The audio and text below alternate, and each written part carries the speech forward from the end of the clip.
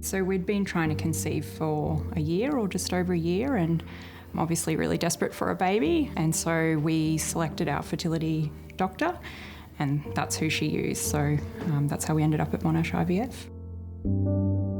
Jenna and Michael started their IVF journey 3 years ago. While they have a baby now, it wasn't easy.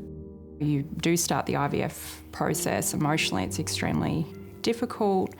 And then physically, obviously, number of injections every day. You're on a tight schedule. You know, lots of people all around you falling pregnant, what would seem easily. So it's just, really emotionally taxing.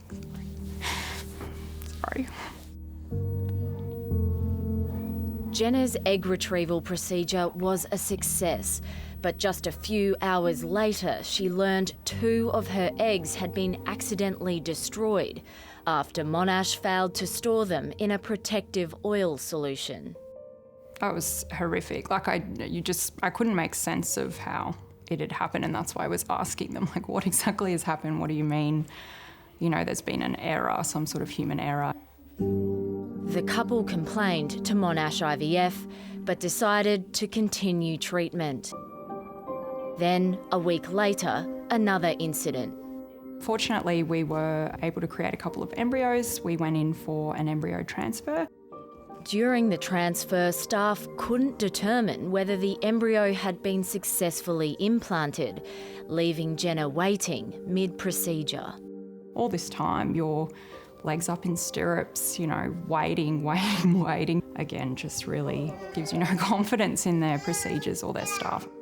How many bugs? 1, 2, 3. Shortly after, the then CEO wrote to the couple, apologising for the mistakes.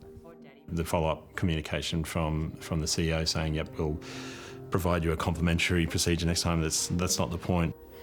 We were lucky enough to have a baby out of that, but we want another baby now, and to think that there were eggs that were younger eggs are gone is really tough. It's errors like these that have the IVF industry under the microscope. This year, Monash IVF admitted to not 1 but 2 serious mix-ups where the wrong embryos were implanted into patients.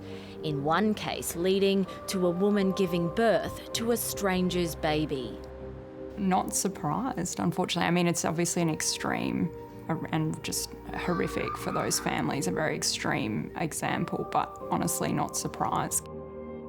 Following the embryo bungles, Monash IVF's share price dropped dramatically, and the company's CEO, Michael Knapp, resigned. Around 20,000 babies are born from IVF each year in Australia. This is my pick for the embryo transfer. The embryo's developed quite well. Oh, it does look good. Everything's looking very symmetrical, no breakdown.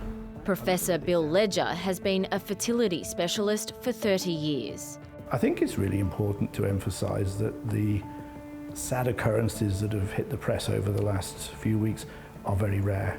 This clinic in Sydney uses electronic witnessing technology to help reduce the risk of human error. For example, I've got a patient's embryos here. Let's say her name is Mary Poppins, and I want to move her particular embryo for embryo transfer into a new dish which I think is empty.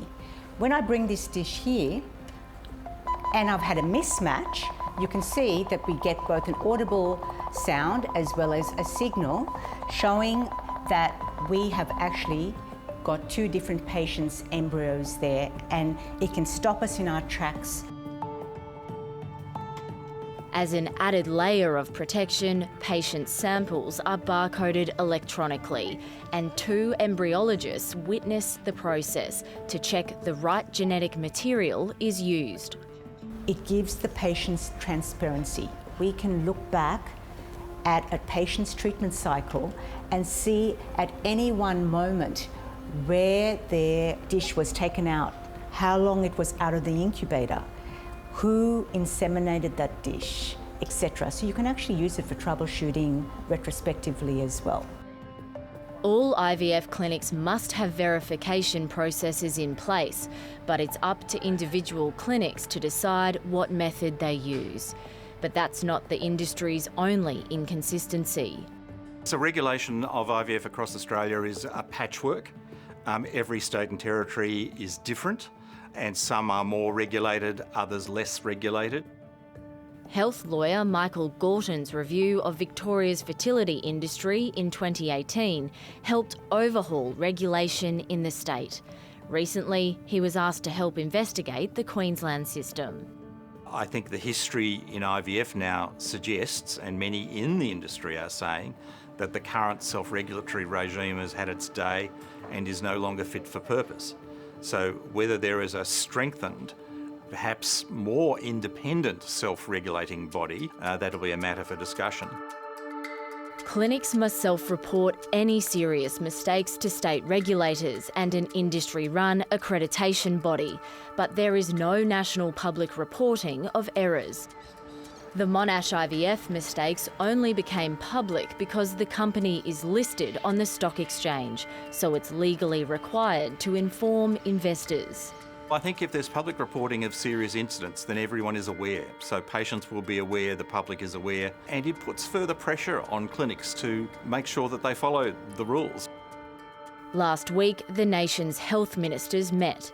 They announced a rapid review of existing laws, which will include consideration of whether a national regulator and independent accreditation body is needed. One thing that group would do would be to devise a new code of practice which had standards, and then an inspector would come and check that your clinic was meeting all of those standards. Monash IVF told 7:30 it also supports setting up a national regulator and that it has commissioned an independent review into recent incidents. Everyone who works in IVF is aware that the importance of having the right egg, the right sperm, the right embryo is just critical to what we do.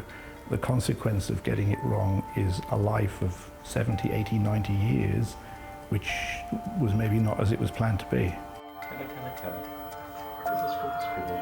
We joked about that this week. You look at your baby and you think, is that our baby? She looks like us, but how do you know? Honestly, if they've done it once, a couple of times before. We feel that we had our miracle despite Monash, not because of Monash.